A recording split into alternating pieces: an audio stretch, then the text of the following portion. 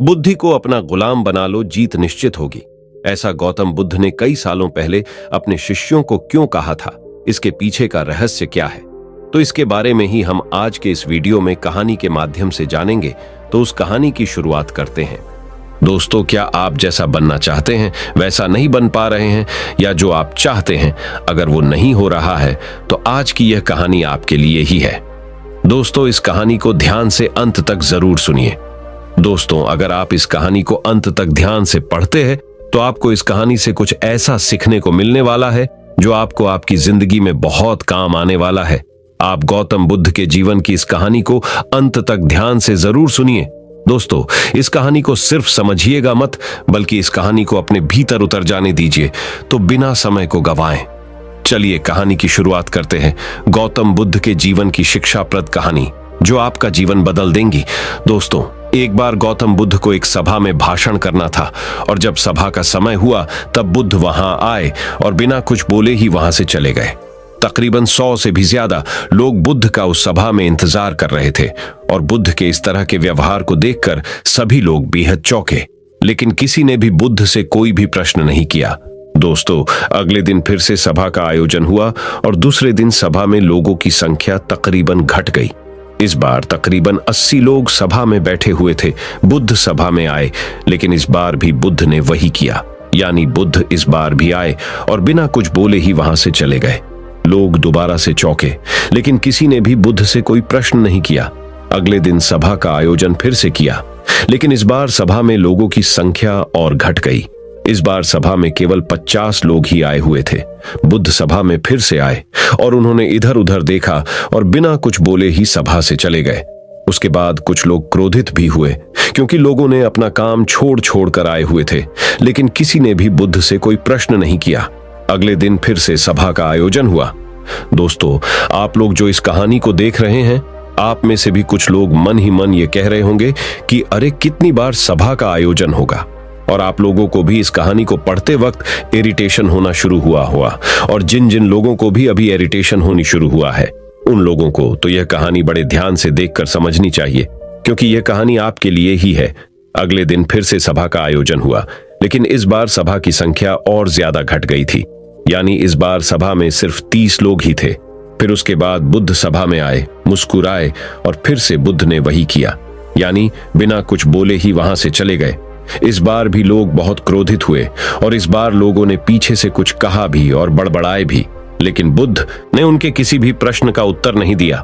दोस्तों, अगले दिन फिर से सभा का आयोजन हुआ, और इस बार लोगों की संख्या बहुत ज्यादा घट गई थी, यानी इस बार सभा में कुल मिलाकर 15 लोग ही आए हुए थे। इस बार भी बुद्ध सभा में आए, लेकिन इस बार बुद्ध अपना आसन ग्रहण कर लेते हैं।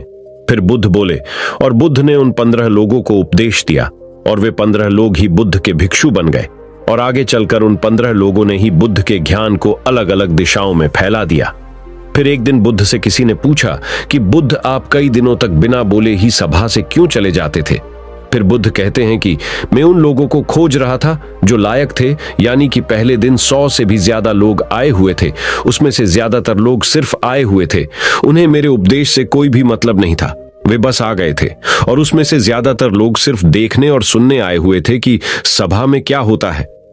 वे मेरे काम के लोग नहीं थे, क्योंकि वे लोग मेरे ज्ञान को औरों तक नहीं पहुंचा सकते थे। मुझे तो उन लोगों की खोज थी जो मेरे ज्ञान को जन जन तक पहुंचा सके। कई दिनों तक सभा से बिना बोले ही मैं इसीलिए चला गया, क्योंकि मैं यह देखना चाहता था कि वे कौन लोग हैं जिनके भीतर वास्तव में प्यास है। जिन लोगों के भीतर में वास्तव में प्यास थी, वे लोग अंत तक जरूर रुके, और जो लोग बस ऐसे ही आ गए थे, वे लोग पहले या दूसरे दिन ही चले गए। जिनके भीतर धैर्य था, उन्हें मुक्ति का मार्ग भी मिला, और जो लोग जल्दबाजी में थे, वे लोग अब घर में बैठे हुए हैं। सवाल यह नहीं है कि मैं तुम्हें क्या दे सकता हूं, बल्कि सवाल यह है कि तुम क्या ले सकते हो। तुम्हारा पात्र कितना बड़ा है और कितने के तुम हकदार हो। जितने के तुम हकदार हो, उससे ज्यादा तुम्हें नहीं मिलेगा। फिर वह व्यक्ति बुद्ध से पूछता है कि बुद्ध लायक कैसे बने। फिर बुद्ध कहते हैं कि धैर्य के द्वारा। जिस व्यक्ति के अंदर धैर्य है, वह अपने जीवन में कुछ भी पा सकता है। सभा में जितने भी लोग आए हुए थे, और उसमें से अंत तक वही रुके जिनके अंदर धैर्य था। चाहे तुम्हारे जीवन में तुम्हारा लक्ष्य जो कुछ भी हो, लेकिन तुम बिना धैर्य के सफलता के चरम तक नहीं पहुंच सकते। फिर वह व्यक्ति बुद्ध से पूछता है कि कोई व्यक्ति अपने भीतर के धैर्य को कैसे बढ़ाए। इस पर गौतम बुद्ध कहते हैं कि निरंतर अभ्यास के द्वारा हम अपने भीतर के धैर्य को बढ़ा सकते हैं। जैसे कोई व्यक्ति जब ध्यान करना शुरू कर देता है तो उसका मन उसके सामने कई सारे अड़चने लाता है, लेकिन उसका धैर्य उसे एक दिन उसके लक्ष्य तक जरूर पहुंचा देता है। फिर वह व्यक्ति बुद्ध से कहता है कि मैं समझ गया, बुद्ध मैं समझ गया, यानी मुझे धैर्य के साथ निरंतर अभ्यास करने की आवश्यकता है। दोस्तों, अब आपको समझ आ गया कि आपके पास वो क्यों नहीं है जो आप पाना चाहते हैं, क्योंकि आप उसके लायक नहीं हैं। आप लायक तभी बनेंगे जब आप अपने भीतर धैर्य को बढ़ाएंगे। और धैर्य कैसे बढ़ेगा? धैर्य बढ़ेगा निरंतर अभ्यास के द्वारा। और अभ्यास कौन करेगा? अभ्यास करेंगे आप, तो फिर करते क्यों नहीं? दोस्तों, खुद से ईमानदारी के साथ एक प्रश्न जरूर पूछिए कि जो आप भविष्य में बनना चाहते हैं उसके लिए क्या आप धैर्य के साथ कर्म कर रहे हैं? दोस्तों, अगर उसका उत्तर नहीं है तो अपनी असफलता के लिए जिम्मेदार आप खुद होंगे। दोस्तों, आज की यह गौतम बुद्ध की शिक्षाप्रद कहानी आपको पसंद आई होंगी तो नीचे कमेंट बॉक्स में यस जरूर लिखें। तो चलिए गौतम बुद्ध की दूसरी कहानी की शुरुआत करते हैं, जिसमें उन्होंने सफलता के रहस्यमयी 10 उपदेश दिए हैं। दोस्तों, अगर आप अपने लाइफ के हर एक क्षेत्र में सफलता प्राप्त करना चाहते हैं तो महात्मा बुद्ध के 10 उपदेश आपको सही रास्ते तक ले जाने में बहुत ज्यादा हेल्प करेंगे। तो दोस्तों, बिना समय को गंवाएं, चलिए जानते हैं गौतम बुद्ध के 10 उपदेश के बारे में जो आपकी जिंदगी बदल देंगे। दोस्तों, अगर आप इस वीडियो को अंत तक ध्यान से देखते हैं तो आपको सफलता दिलाने वाले महात्मा बुद्ध के 10 उपदेश जानने को मिलने वाले हैं जो आपको आपकी जिंदगी में बहुत काम आने वाले हैं। इसलिए इस वीडियो को अंत तक अवश्य देखिए। गौतम बुद्ध के 10 उपदेश जो आपका जीवन बदल देंगे। पहला उपदेश, जो मनुष्य के भीतर लगातार चलता रहता है वही उसके जीवन में घटता रहता है। दोस्तों, अगर किसी व्यक्ति के भीतर हर समय काम वासना चलती रहती है तो उसके जीवन में काम वासना ही घटित होगी। यदि किसी के भीतर हर समय धन के विचार चलते रहते हैं तो उसके जीवन में धन ही घटित होगा। और यदि किसी व्यक्ति के भीतर हर समय अपने जीवन को बदलने की इच्छा उठती रहती है तो उसका जीवन भविष्य में जरूर बदल जाएगा, जैसा उसने चाहा था। दूसरा उपदेश, निडर होकर आगे बढ़े। दोस्तों, केवल 2 गलतियां हैं जिसकी वजह से इंसान सफल नहीं हो पाता या सत्य को प्राप्त नहीं कर पाता है। पहली, शुरुआत ना करना और दूसरी, सागर तय ना करना। दोस्तों, ये बात उन 2 तरह के लोगों को दिखाती है जो अपने कारण से ही मंजिल तक नहीं पहुंच पाते हैं। पहले वो जो भाग्यवारी नजरिया रखते हैं और दूसरे वो जो मुश्किलों से घबराकर अपने काम को अधूरा छोड़ देते हैं। दोस्तों, अगर आपको अपनी लाइफ में आगे बढ़कर सफलता को प्राप्त करना है तो आपको इन दोनों तरह के लोगों से बहुत दूर रहना होगा और अपने आप में एक पॉजिटिव इंसान बन जाइए। आगे बढ़िए और किसी भी काम की शुरुआत कीजिए, और जिस काम की भी आप शुरुआत करो उसे आप पूरा करने की कोशिश कीजिए, फिर सफलता आपको जरूर मिल जाएगी। दोस्तों, अब जानते हैं महात्मा बुद्ध के तीसरे उपदेश के बारे में। तीसरा उपदेश, मेहनत के बिना कुछ नहीं। दोस्तों, आलसपन और कामचोरी आपको बर्बादी की ओर ले जाने वाला एक छोटा सा रास्ता है, जबकि मेहनत अच्छा और खुशहाल जीवन जीने का एकमात्र तरीका है। मूर्ख लोग बेकार हैं और बुद्धिमान लोग मेहनती हैं। अगर आपको अपनी लाइफ में आगे बढ़ना है तो आपको मेहनत करनी होगी। दोस्तों, मूर्खों की तरह बैठे बैठे कुछ भी नहीं मिलता है और सुनने से कुछ नहीं होता। अगर आपको अपनी लाइफ में आगे बढ़ना है तो आपको उस पर एक्शन लेना बहुत जरूरी पड़ता है। इसीलिए बुद्ध ने कहा है, मेहनत करो, क्योंकि मेहनत के बिना कुछ नहीं होता है। बुद्ध का चौथा उपदेश, खुश रहना है तो अच्छा सोचिए। दोस्तों, बुद्ध ने कहा है कि जैसा हम सोचते हैं ठीक वैसा ही हम बन जाते हैं। जब मन शुद्ध होता है तब प्रसन्नता हमारा ऐसा पीछा करती है जैसे कि हमारी परछाई हमारा पीछा नहीं छोड़ती है। इसीलिए इंसान को हमेशा सकारात्मक बातें सोचनी चाहिए ताकि हर कठिन से भी कठिन परिस्थिति में वो आशा की किरण ढूंढ सके और अपनी लाइफ में खुश रह सके। सोच व्यक्ति के जीवन को बना भी सकती है और बिगाड़ भी सकती है, क्योंकि दोस्तों, जैसा व्यक्ति सोचता है वैसा ही वह बनता चला जाता है। आपकी सोच का निर्माण होता है आपकी 5 इंद्रियों के द्वारा, और वो 5 इंद्रिय है आंख, कान, नाक, जीभ और त्वचा। जैसी भी जानकारी आप इन 5 इंद्रियों के द्वारा अपने अंदर लेते हैं वैसे ही आपकी सोच बन जाती है, और जैसी आपकी सोच बनती है वैसा ही आपका जीवन बन जाता है। इसीलिए अगर आप खुश रहना चाहते हो तो अच्छा सोचिए। बुद्ध का 5वां उपदेश, वर्तमान में जिए। दोस्तों, महात्मा बुद्ध ने कहा है कि अपने आज में जिए और भविष्य का सपना मत देखिए। अपने मन को हमेशा वर्तमान क्षण पर केंद्रित करें, क्योंकि यही एक रास्ता है अपने दुख और चिंताओं से मुक्ति पाने का, और यही तरीका आपको शांति की ओर ले जा सकता है। दोस्तों, ये सभी बातें हम सब पर लागू होती है, क्योंकि अक्सर हम अपनी बुरी आदतों का रोना रोते हैं या बेहतर भविष्य की कामना करते हैं, जिसके वजह से हम परेशान हो जाते हैं और उसके वजह से हम अपना आज खराब कर लेते हैं, जबकि आज ही सत्य है। दोस्तों, अगर हम अपना आज सुधार लेते हैं तो हमारा आने वाला कल अपने आप ठीक हो जाएगा, और हमें जिस चीज में खुशी चाहिए उसे हम आज ही के समय में पा लेंगे। छठा बुद्ध का उपदेश, शांति से रहना है तो शांति रहने दो। दोस्तों, बुद्ध ने कहा है कि जो आपको प्राप्त हुआ है उसकी तारीफ न करें और ना ही दूसरों से ईर्ष्या करें। जो लोग दूसरों से ईर्ष्या करते हैं वे लोग मन ही मन शांति कभी प्राप्त नहीं करते, या इसलिए खुद भी खुश रहिए और दूसरों को भी खुश रहने दें। दोस्तों, जो इंसान दूसरों से नफरत करता है वो कभी भी खुश नहीं रह सकता है और उसकी जिंदगी में कभी भी खुशी नहीं आती है। इसीलिए अगर आपको खुश रहना है तो आप दूसरों को शांति से रहने दें। बुद्ध का 7वां उपदेश, अच्छी संगत में रहे। दोस्तों, बुद्ध ने कहा है कि एक जंगली जानवर के मुकाबले एक कपटी और बुरा मित्र ज्यादा खतरनाक होता है। एक जंगली जानवर सिर्फ आपके शरीर को घाव कर सकता है, लेकिन एक बुरा मित्र आपके मन पर घाव कर सकता है। इसीलिए इंसान के सामाजिक और मानसिक विकास के लिए उसके आसपास के वातावरण पर जोर दिया जाता है। जैसी आपकी संगति होगी, ठीक वैसे आप बनते जाएंगे। जैसी संगति में हम रहेंगे वैसा हमारा व्यवहार होगा और वैसी ही हमारी जिंदगी बनेगी। इसीलिए बुद्ध ने कहा है कि हमेशा अच्छी संगत में रहे, ना कि बुरी संगत में। बुद्ध का 8वां उपदेश, अपने मन को नियंत्रित करे। दोस्तों, बुद्ध ने कहा है कि ना ही संसार बुरा है और ना ही सन्यास बुरा है। अगर कुछ बुरा है तो वो है व्यक्ति का विचलित मन, जो उसे कहीं टिकने नहीं देता है। इसीलिए हमें हर क्षण अपने मन को समझने का प्रयास करना चाहिए। दोस्तों, जो लोग अक्सर थका हुआ महसूस करते हैं उन्हें मैं बताना चाहता हूं कि आपकी थकावट का कारण यही है कि आपके मन में अनगिनत विचार चल रहे हैं, जो कि आपके शरीर की ऊर्जा को खत्म कर रहे हैं। बुद्ध का 9वां उपदेश, व्यक्ति को व्याभिचार नहीं करना चाहिए।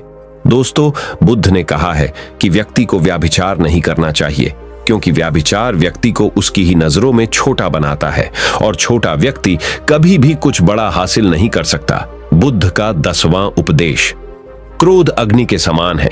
दोस्तों, बुद्ध ने कहा है कि क्रोध अग्नि के समान है।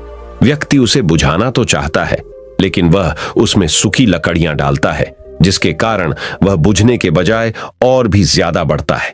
यदि आप अपने क्रोध को खत्म करना चाहते हो तो उसे भोजन देना बंद कर देना होगा। दोस्तों, क्रोध का भोजन है बेवजह की इच्छाएं, अहंकार और जागरूकता की कमी और नासमझी। यदि आप क्रोध को ये सभी भोजन नहीं दोगे तो आपको क्रोध कभी नहीं आएगा। दोस्तों, ये थे वो गौतम बुद्ध के द्वारा दिए उपदेश। आप सभी को कैसे लगे नीचे कमेंट बॉक्स कमेंट करके जरूर बताएं। तो चलिए दोस्तों, अब हम गौतम बुद्ध से जानेंगे दुखों से मुक्ति कैसे पाएं। उसके ऊपर एक प्रेरणादायक कहानी हम आपको अभी सुनाएंगे। तो चलिए उस कहानी की शुरुआत करते हैं। दुखों से मुक्ति की प्रेरणादायक कहानी। दोस्तों, एक बार पहाड़ों के बीच बसे एक छोटे से गांव में प्रिया नाम की एक महिला रहती थी। प्रिया ने अपने जीवन में बहुत दुखों का अनुभव किया था। उसने कम उम्र में अपने माता पिता को खो दिया था और एक ऐसे व्यक्ति से शादी कर ली थी जो उससे प्यार नहीं करता। प्रिया का पति शराबी था और अक्सर उसे शारीरिक और भावनात्मक रूप से प्रताड़ित करता था। प्रिया ने कई वर्षों तक इस दर्द को सहा था। एक दिन वह इसे सहन नहीं कर सकी और उसने यह फैसला किया कि वह उस दुख से मुक्त होना चाहती है जिसने इतने लंबे समय तक उसके जीवन को त्रस्त कर रखा था। वह जानती थी कि अगर वह एक सुखी जीवन जीना चाहती है या स्वतंत्रता का अनुभव करना चाहती है तो उसे अपना घर छोड़ना होगा। इसलिए एक रात उसने अपना एक छोटा सा बैग पैक किया और घर से निकल गई। प्रिया ने अपने गहने भी रख लिए थे जिन्हें बेचकर वह अपने सफर में आगे बढ़ सकती थी। जब वह सुनसान सड़क पर चल रही थी तो उसे राहत का एहसास हुआ। लंबे समय में पहली बार उसे लगा कि उसका अपने जीवन पर नियंत्रण है। प्रिया को नहीं पता था कि वह कहां जा रही है, लेकिन वह जानती थी कि उसे आगे बढ़ते रहना है। दिन हफ्तों में बदल गए और प्रिया अपने घर से बेहद दूर आ चुकी थी। उसे रास्ते में कई बाधाओं का सामना करना पड़ा, लेकिन वह आगे बढ़ती गई। उसने उस जीवन को पीछे छोड़ दिया था जिसने उसे इतना दर्द दिया था, और उसने कभी पीछे मुड़कर नहीं देखने का निश्चय किया था। चलते चलते प्रिया की मुलाकात एक वृद्ध आशी से हुई, जो नदी के किनारे एक छोटी सी झोपड़ी में रहते थे। प्रिया ने राशि से पूछा कि क्या वह उस दुख से मुक्ति पाने में उसकी मदद कर सकते हैं जिसने उसके जीवन को बर्बाद कर दिया था। आशी ने प्रिया को देखा और कहा, बच्ची, दुख से मुक्ति अपने आप बाहर नहीं मिल सकती। यह मन की एक अवस्था है जिसे व्यक्ति को भीतर से विकसित करना चाहिए। आपको अतीत को छोड़ना और वर्तमान क्षण में जीना सीखना चाहिए, तभी आप सच्ची स्वतंत्रता का अनुभव कर पाओगे। प्रिया ने आशी की बातों को ध्यान से सुना और उसने महसूस किया कि वह बहुत लंबे समय से अपने अतीत को पकड़े हुए थी, इसीलिए उसका दर्द कम नहीं हो पा रहा था। उसने आशी को धन्यवाद दिया और अपनी यात्रा जारी रखी। चलते चलते प्रिया ने राशि की शिक्षाओं का अभ्यास करना शुरू कर दिया। उसने अतीत को जाने देना शुरू किया और वर्तमान क्षण पर ध्यान केंद्रित किया। फिर उसे जीवन की साधारण चीजों में भी खुशी मिलने लगी। प्रिया एक गांव से गुजर रही थी जहां पर पोस्टर लगे थे कि प्राइमरी स्कूल में शिक्षक की आवश्यकता है। प्रिया पढ़ी लिखी थी और उसे पैसे की भी आवश्यकता थी, इसलिए वह बच्चों को पढ़ाने लगी। एक दिन प्रिया लोगों के एक समूह से मिली जो आग के चारों ओर इकट्ठा थे। वे नाच रहे थे और गा रहे थे और उनकी हंसी हवा में गूंज रही थी। प्रिया पहले तो इसमें शामिल होने से हिचकिचा रही थी, लेकिन उसके भीतर की आवाज उसे उस समूह में जाने और मजे करने के लिए कह रही थी। प्रिया ने समूह के साथ नृत्य किया और खूब हंसी। लंबे समय में पहली बार वह वास्तव में खुशी महसूस कर रही थी। उसने महसूस किया कि खुशी कोई ऐसी चीज नहीं है जो खुद के बाहर पाई जा सकती है, बल्कि मन की एक अवस्था है जिसे व्यक्ति को भीतर से विकसित करना होता है। प्रिया को अब दुख से मुक्ति मिल गई थी। अब वह बच्चों को पढ़ाती और अपने अनुभव का उपयोग दूसरों को खुशी का रास्ता खोजने में मदद करने के लिए करती। तो दोस्तों, इस कहानी से हमें यह सीखने को मिलता है कि खुशी कोई ऐसी चीज नहीं है जो खुद के बाहर पाई जा सकती है, बल्कि मन की एक अवस्था है जिसे व्यक्ति को भीतर से विकसित करना होता है। दोस्तों, अगर आपको यह कहानी पसंद आई होगी और आपके लिए उपयोगी साबित हुई होगी, तो इस कहानी को अपने दोस्तों के साथ अवश्य शेयर कीजिए। साथ ही हमारे साथ ऐसे ही जुड़े रहें। तो चलिए बढ़ते हैं हमारे गौतम बुद्ध की अगली कहानी की तरफ, जो कि आपको जिंदगी की बहुत अच्छी सीख देने वाली है। तो चलिए शुरू करते हैं गौतम बुद्ध की शिक्षाप्रद कहानी। गौतम बुद्ध की शिक्षाप्रद कहानी। दोस्तों, एक बार गौतम बुद्ध अपने भिक्षुओं के साथ एक वृक्ष के नीचे बैठ विश्राम कर रहे थे। उस वृक्ष की छाव में बुद्ध अपने भिक्षुओं की जिज्ञासा दूर कर रहे थे। बुद्ध के सभी भिक्षु एक एक करके उनसे प्रश्न पूछ रहे थे और गौतम बुद्ध उनके प्रश्नों के उत्तर दे रहे थे। बुद्ध के उन भिक्षुओं में कुछ भिक्षु ऐसे भी थे जो कुछ समय पहले ही संघ से जुड़े हुए थे, जिसके कारण अभी उनके भीतर वह समझ पैदा नहीं हुई थी जो गौतम बुद्ध के प्रवचनों को समझ सकें। गर्मियों का समय था, सूरज अपने चरम पर था और चारों तरफ धूप ही धूप थी, लेकिन उस वृक्ष के कारण बुद्ध और उनके सभी भिक्षु आराम से छाव में बैठे हुए थे। इतने में ही गौतम बुद्ध के एक भिक्षु की नजर एक बूढ़े व्यक्ति पर पड़ती है जो उस वृक्ष के पास से ही गुजर रहा था। वह भिक्षु उस बूढ़े व्यक्ति को देखकर अचानक से ही हंसने लगता है। उस बूढ़े व्यक्ति की उम्र बहुत ज्यादा हो गई थी, जिसके कारण उसकी कमर मुड़ गई थी। उस बूढ़े व्यक्ति के हाथ में एक डंडा था, जिसका सहारा लेकर वो बूढ़ा व्यक्ति अपनी मंजिल तक पहुंचने का प्रयास कर रहा था।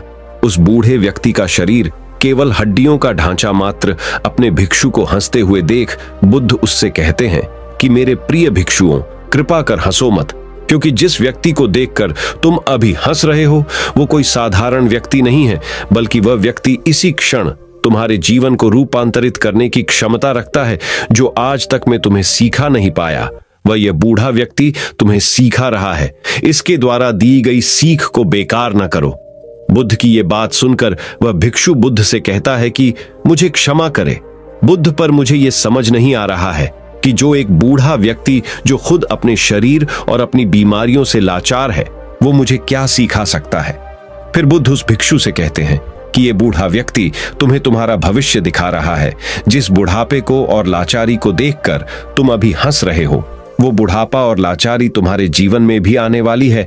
वह बूढ़ा व्यक्ति तुमसे कह रहा है कि अभी समय है, इस स्वस्थ शरीर का अच्छे कर्म करने के लिए उपयोग करो। अगर तुम्हारा ये स्वस्थ शरीर तुम्हारे हाथ से निकल गया तो फिर से वापस नहीं आएगा। और अभी तुम्हारा ये शरीर सही से काम कर रहा है, जैसे कि तुम्हारे हाथ, पैर, आंख, कान और ये सभी चीजें सही से काम कर रही हैं। क्या यह छोटी बात है और क्या तुम इसे मामूली सी बात समझ रहे हो?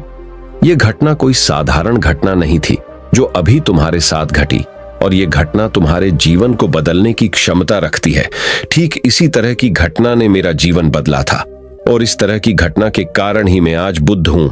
फिर वह भिक्षु बुद्ध से कहता है कि क्षमा करें बुद्ध, परंतु मेरे मन में यह विचार ही नहीं आया कि मैं उस बूढ़े व्यक्ति से कुछ सीख सकता हूं। उसे देखकर केवल मुझे हंसी आ गई।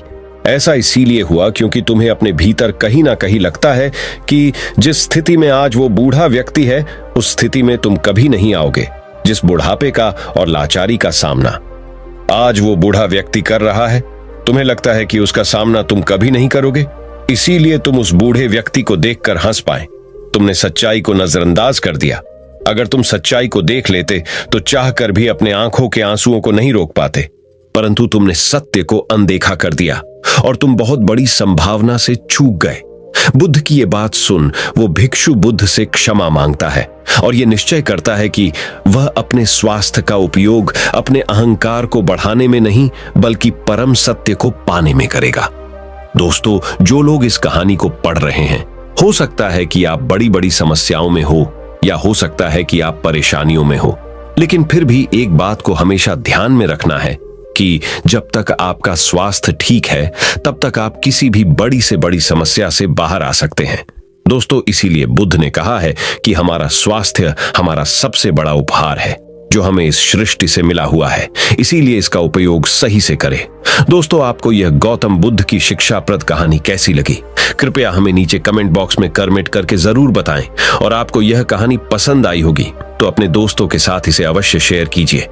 तो दोस्तों, अब हम जानेंगे गौतम बुद्ध के अनुसार सच्चाई में सफलता की कुंजी क्या है। तो बिना देर किए गौतम बुद्ध की रहस्यमयी कहानी की शुरुआत करते हैं।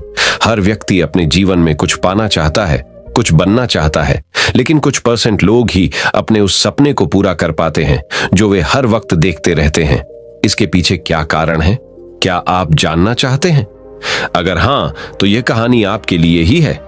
दोस्तों, यह कहानी गौतम बुद्ध की जीवन से ली गई है, और इस कहानी को अगर आप अंत तक देखते हैं तो आपको समझ में आ जाएगा कि सफलता की कुंजी क्या है और सफलता के लिए क्या आवश्यक है।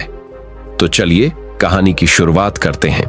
दोस्तों, एक बार गौतम बुद्ध अपने कुछ भिक्षुओं के साथ एक गांव से गुजर रहे थे, और उस गांव में पानी की व्यवस्था बिल्कुल भी नहीं थी, जिसके कारण लोगों को अपने गांव से बेहद दूर पानी लाने के लिए जाना पड़ता था। उस गांव के निकट ही बहुत बड़ा मैदान था जिसमें बहुत सारे छोटे छोटे घड़े खुदे हुए थे। बुद्ध के सभी भिक्षुओं में से एक भिक्षु जिज्ञासावश गौतम बुद्ध से पूछता है कि इस मैदान पर जो घड़े खुदे हुए हैं उनका क्या उपयोग है।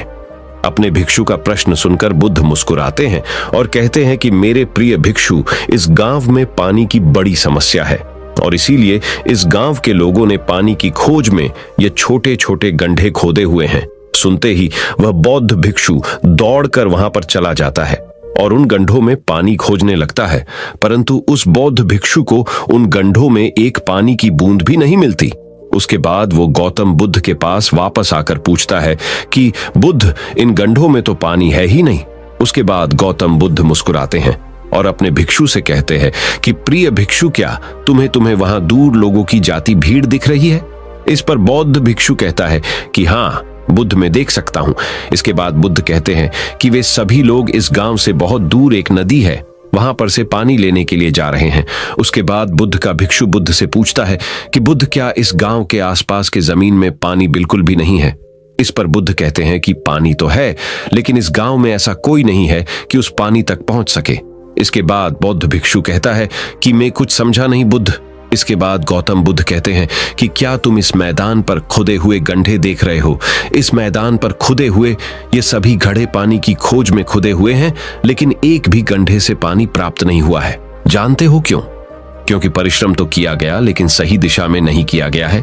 अगर ये सब गांव वाले अलग अलग 100 गड्ढे खोदने के बजाय सिर्फ एक ही गड्ढे को 100 गड्ढों की बराबर खोदते, तो ये सब गांव वाले पानी तक अवश्य पहुंच जाते। दोस्तों, मनुष्य का मन भी इस प्रकार ही है।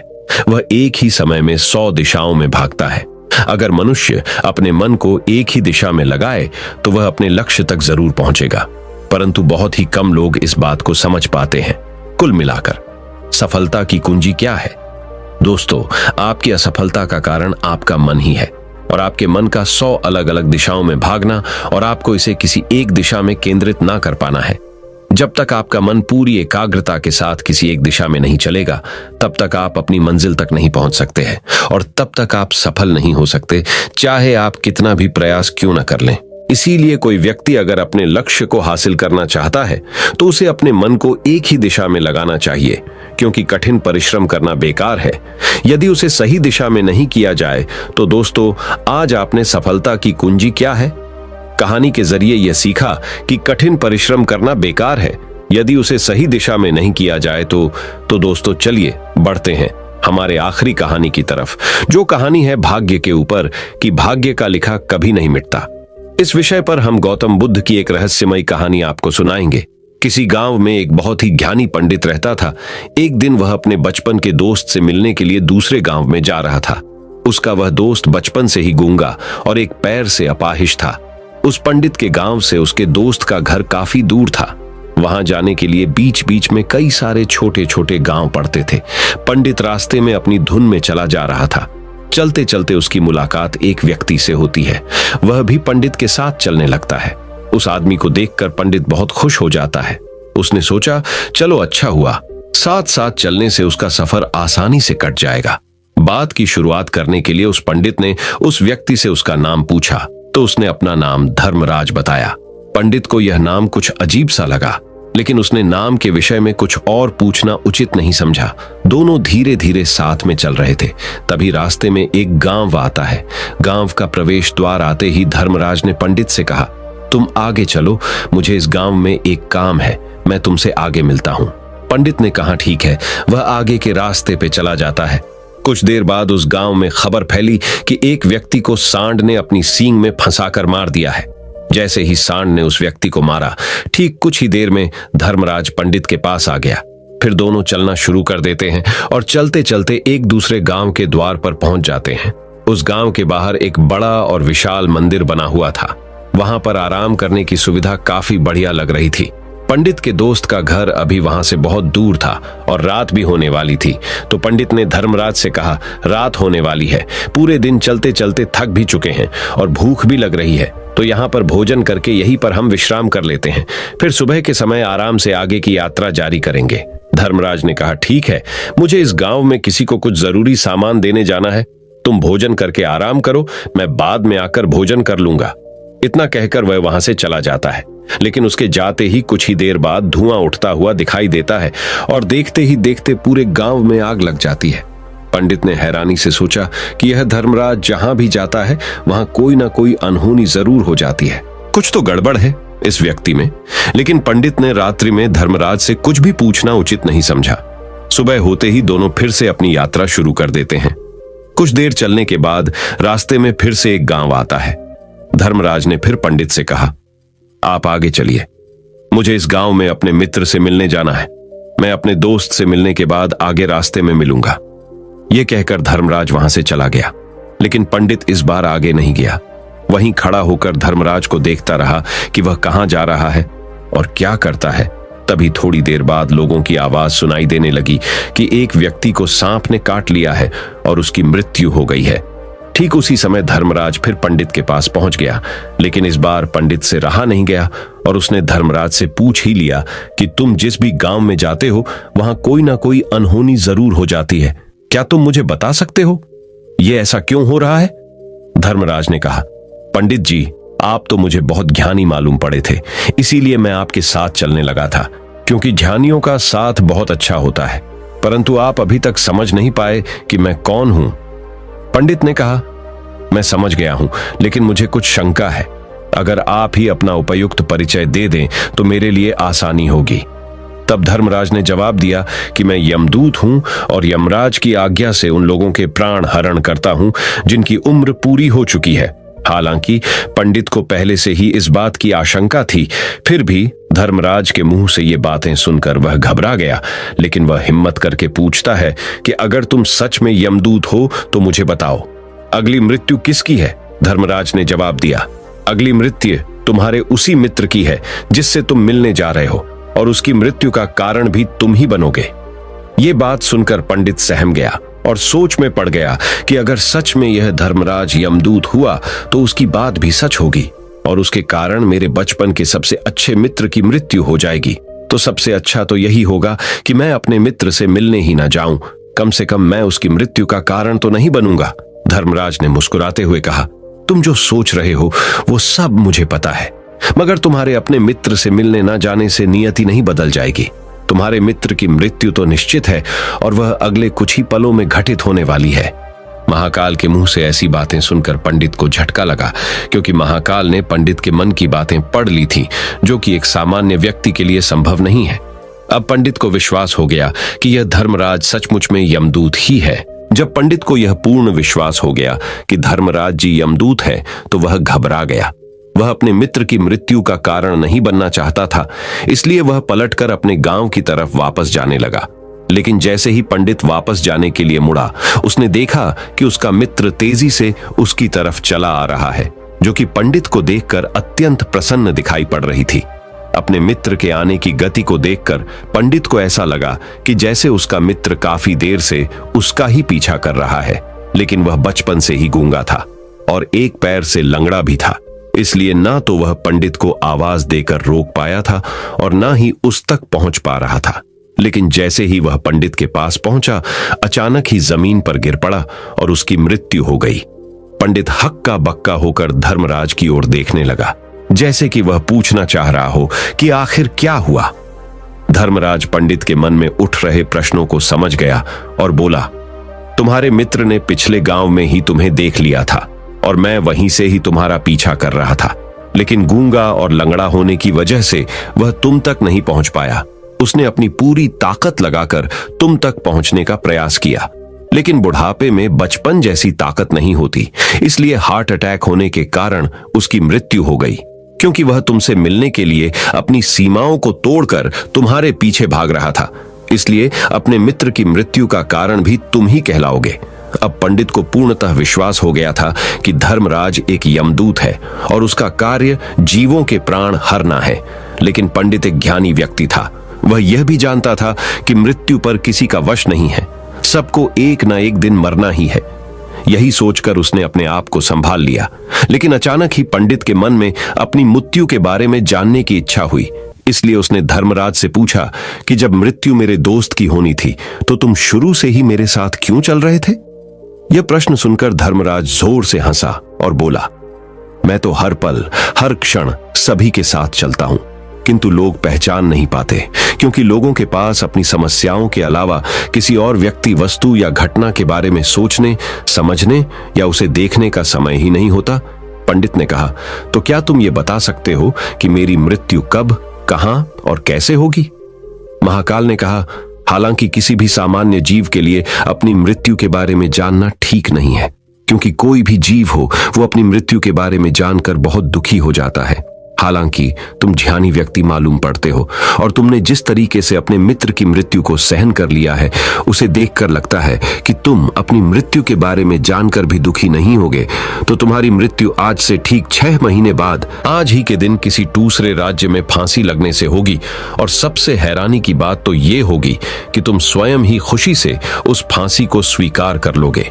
इतना कहकर धर्मराज वहां से चला गया, क्योंकि अब धर्मराज के पास पंडित के साथ चलते रहने का कोई कारण न था। इसके बाद पंडित ने अपने मित्र के शरीर का अंतिम संस्कार किया और यथाशक्ति उसके क्रियाकर्म करके अपने गांव वापस आ गया। लेकिन कोई व्यक्ति कितना भी ज्ञानी क्यों ना हो, अपनी मृत्यु के बारे में जानकर दुखी तो होता ही है और मृत्यु से बचने का कोई ना कोई उपाय भी खोजता है। तो पंडित ने भी वही किया। क्योंकि पंडित विद्वान था, इसलिए उसकी पहचान उस राज्य के राजा तक थी। पंडित ने सोचा कि राजा के पास तो कई सारे ज्ञानी मंत्री हैं, वो मेरी मृत्यु से संबंधित समस्या का कोई ना कोई समाधान निकाल ही लेंगे। पंडित यही सब सोचता हुआ राज दरबार में पहुंच जाता है और राजा से सारी घटना के बारे में बताता है। राजा ने अपने मंत्रियों को सारी समस्या बताई और उनसे सलाह मांगी। अंत में सभी ने विचार विमर्श करके कहा, अगर पंडित की बात सही है तो उसकी मृत्यु भी 6 महीने बाद ही होगी, लेकिन मृत्यु तो तब होगी जब वह किसी दूसरे राज्य में जाएगा। यदि वह किसी दूसरे राज्य में जाए ही ना तो मृत्यु ही नहीं होगी। मंत्रियों की यह सलाह राजा को भी सही लगी। इसके बाद पंडित के रहने की सारी व्यवस्था महल में ही कर दी गई और राजा के आदेश के बिना उस पंडित से किसी को भी नहीं मिलने दिया जाता था। लेकिन पंडित कहीं भी आ जा सकता था ताकि पंडित को यह ना लगे कि वो राजा की कैद में है। परंतु पंडित डर के मारे स्वयं ही कहीं आता जाता नहीं था। धीरे धीरे महीने गुजर गए और पंडित की मृत्यु का समय नजदीक आने लगा और अंततः वह भी दिन आ गया जिस दिन पंडित की मृत्यु होनी थी। तो जिस दिन पंडित की मृत्यु होनी थी उसके एक रात पहले पंडित डर के मारे जल्दी ही सो गया ताकि जल्दी से वह रात बीत जाए और अगला दिन आ जाए ताकि मृत्यु टल सके। लेकिन पंडित को नींद में चलने की बीमारी थी और अपनी इस बीमारी के बारे में वह स्वयं ही नहीं जानता था। तो फिर राजा, मंत्री या किसी वैद्य को इसके बारे में बताने का कोई प्रश्न ही नहीं उठता। पंडित अपनी मृत्यु को लेकर बहुत चिंतित था। वह पिछले कई दिनों से ठीक से सो भी नहीं पा रहा था और नींद में चलने की बीमारी भी तभी होती है जब व्यक्ति ठीक से सो नहीं पा रहा हो। तो उस रात भी पंडित को नींद में चलने का दौरा पड़ा। वह उठा और महल से निकलकर अस्तबल में गया। क्योंकि पंडित राजा का खास मेहमान था, इसलिए किसी भी पहरेदार ने उसे नहीं रोका और न ही किसी तरह की कोई पूछताछ की। अस्तबल में पहुंचकर वह सबसे तेज चलने वाले घोड़े की पीठ पर सवार होकर नींद में ही अपने राज्य की सीमा से बाहर दूसरे पड़ोसी राज्य में चला गया। इतना ही नहीं, वह दूसरे राज्य के राजा के महल में पहुंच उस महल के पहरेदारों ने भी उसे नहीं रोका और न ही कोई पूछताछ की। सभी लोग रात्रि का अंतिम प्रहार होने के कारण गहरी नींद में थे। वह पंडित सीधे राजा के सैन्य कक्ष में पहुंचा जहां राजा और रानी सो रहे थे। वह पंडित वहीं जाकर सो गया। सुबह हुई तो राजा ने पंडित को रानी के बगल में सोया हुआ देखा तो है बहुत क्रोधित हो गया। राजा ने पंडित को कैद करने का आदेश दे दिया। पंडित गिरफ्तार हो गया, लेकिन पंडित तो भौचक्का था। उसे तो कुछ समझ नहीं आ रहा था कि आखिर वह दूसरे राज्य में और राजा के सैन्य में कैसे पहुंचा। लेकिन वहां उसकी ये सब सुनने वाला कोई नहीं था। राजा ने पंडित को दरबार में पेश करने का आदेश दिया। कुछ देर बाद उस पंडित को दरबार में लाया गया। पंडित को देखते ही राजा इतना आग बबूला हो गया कि उसे फांसी पर चढ़ा देने का हुक्म सुना दिया। फांसी की सजा सुनकर पंडित कांप गया, लेकिन फिर भी थोड़ी सी हिम्मत जुटाकर राजा से बोला, महाराज, मैं नहीं जानता कि मैं राजमहल तक कैसे पहुंचा। मैं यह भी नहीं जानता हूं कि आपके सैन्य कक्ष तक मैं कैसे आया और आपके महल के किसी पहरेदार या सैनिक ने मुझे रोका क्यों नहीं। लेकिन मैं इतना जरूर जानता हूं कि आज मेरी मृत्यु होनी थी और वो होनी भी जा रही है। राजा को यह बात थोड़ी अजीब लगी। उसने पंडित से पूछा, तुम्हें कैसे पता कि आज तुम्हारी मृत्यु होनी है? राजा के इस प्रश्न के जवाब में पंडित ने पिछले 6 महीने का सारा वाकया राजा को सुना दिया और बोला, महाराज, मेरा क्या, किसी भी सामान्य व्यक्ति में इतना साहस नहीं कि वह राजा के सैन्य कक्ष में राजा की उपस्थिति में रानी के साथ सो जाए। राजा को पंडित की बात में थोड़ा तर्क दिखाई पड़ा, परंतु उसने सोचा कि यह मृत्यु से बचने के लिए धर्मराज और उसके द्वारा अपनी मृत्यु की भविष्यवाणी की कहानी बना रहा है। इसलिए राजा ने पंडित से कहा, यदि तुम्हारी बात सत्य है और आज ये तुम्हारी मृत्यु का दिन है, जैसा कि यमदूत धर्मराज ने तुमसे कहा था, तो आज तुम्हारी मृत्यु का कारण मैं नहीं बनूंगा। लेकिन यदि तुम्हारी बात झूठी निकली तो निश्चित ही आज तुम्हारी मृत्यु का दिन होगा, क्योंकि जिस राज्य से पंडित आया था उस राज्य का राजा इस राजा का मित्र था। इसलिए इस राजा ने तुरंत अपने कुछ सैनिकों को पड़ोसी राजा के पास भेजकर पंडित की बात की, सत्यता का प्रमाण मांगा। भेजे गए सैनिक शाम तक लौटे और उन्होंने राजा को बताया कि महाराज, पंडित जो कुछ भी कह रहा है वो सब सत्य है। पड़ोसी राज्य के राजा ने पिछले 6 महीने से पंडित के रहने की सारी व्यवस्था अपने ही महल में कर रखी थी। पंडित राजा का खास मेहमान था। कल शाम राजा आखिरी बार पंडित से उसके कक्ष में मिले थे और उसके बाद यह इस राज्य में कैसे पहुंच गया, इसकी जानकारी किसी को भी नहीं है। इसलिए उस राज्य के राजा के अनुसार पंडित को फांसी की सजा देना ठीक नहीं है। लेकिन राजा के सामने एक नई समस्या थी, क्योंकि उसने बिना पूरी बात जाने ही पंडित को फांसी की सजा सुना दी थी। इसलिए अगर पंडित को फांसी नहीं दी जाती तो राजा के वचन का अपमान हो जाएगा। लेकिन अगर राजा की बात का मान रखा जाए तो बेवजह ही एक निर्दोष व्यक्ति की मौत हो जाएगी। राजा ने अपने सभी मंत्रियों से इस बारे में सुझाव मांगा तो मंत्रियों ने राजा को सुझाव दिया कि महाराज, पंडित को एक कच्चे सूत के धागे से फांसी लगवा दी जाए। इससे आपके कथन का भी मान रह जाएगा और कच्चे सूत के धागे से पंडित को फांसी भी नहीं लगेगी और उसके प्राण भी बच जाएंगे। राजा को मंत्रियों का यह सुझाव पसंद आया और उसने ऐसा ही करने का आदेश दे दिया। पंडित के लिए कच्चे सूत के धागे से फांसी का फंदा बनाया गया और नियम के अनुसार पंडित को फांसी पर चढ़ाया जाने लगा। सभी लोग बहुत खुश थे कि ना तो पंडित मरेगा और ना ही राजा का वचन खाली जाएगा। पंडित को भी पूर्ण विश्वास था, ये सूत के धागे से तो उसकी मृत्यु हो ही नहीं सकती, इसलिए उसी पर चढ़ने के लिए तैयार हो गया। जैसा कि धर्मराज ने भविष्यवाणी की थी कि तुम खुद ही अपनी फांसी को स्वीकार करोगे। लेकिन जैसे ही पंडित को फांसी दी गई, सूत का धागा तो टूट गया, लेकिन टूटने से पहले उसने अपना काम कर दिया था। पंडित के गले की एक नस सूत के धागे के झटके से कट चुकी थी और पंडित जमीन पर पड़ा तड़प रहा था। उसी पल उसके गले से खून की फुहार निकल रही थी और देखते ही देखते पंडित का शरीर पूरी तरह से शांत हो गया। सभी लोग आश्चर्यचकित थे और पंडित को मरता हुआ देख रहे थे। किसी को विश्वास नहीं हो रहा था कि कच्चे सूत के धागे से भी किसी इंसान की मृत्यु हो सकती है। लेकिन घटना तो घट चुकी थी। नियति ने अपना काम कर दिया था और धर्मराज की भविष्यवाणी सच हो चुकी थी। श्रीमद् भागवत गीता में भगवान श्री कृष्ण ने कहा है, जो होना होता है वो होकर ही रहता है। हम चाहे कितनी ही सावधानी बरतें, कितना ही उपाय कर लें, लेकिन घटना और घटना की पूरी प्रणाली पहले से ही तय होती है, जिसे हम थोड़ा सा भी इधर उधर नहीं कर सकते हैं। दोस्तों, शायद इसीलिए ईश्वर ने हमें भविष्य जानने की क्षमता नहीं दी है, ताकि हम अपने जीवन को ज्यादा बेहतर तरीके से जी सकें। और यही बात उस पंडित पर भी लागू होती है। अगर पंडित ने महाकाल से अपनी मृत्यु के बारे में ना पूछा होता तो 6 महीने तक राजा के महल में कैद रहकर डर डर कर जीने की बजाय ज्यादा बेहतर जीवन जीता। तो दोस्तों, उम्मीद करता हूं आपको इस कहानी से एक अच्छी सीख मिली होगी। ये कहानी आपको कैसी लगी हमें कमेंट बॉक्स में कमेंट करके जरूर बताएं और इस वीडियो को अपने दोस्तों के साथ जरूर शेयर करें ताकि उन्हें भी इस कहानी से कुछ सीखने को मिल सके। धन्यवाद। नमो बुद्धाय।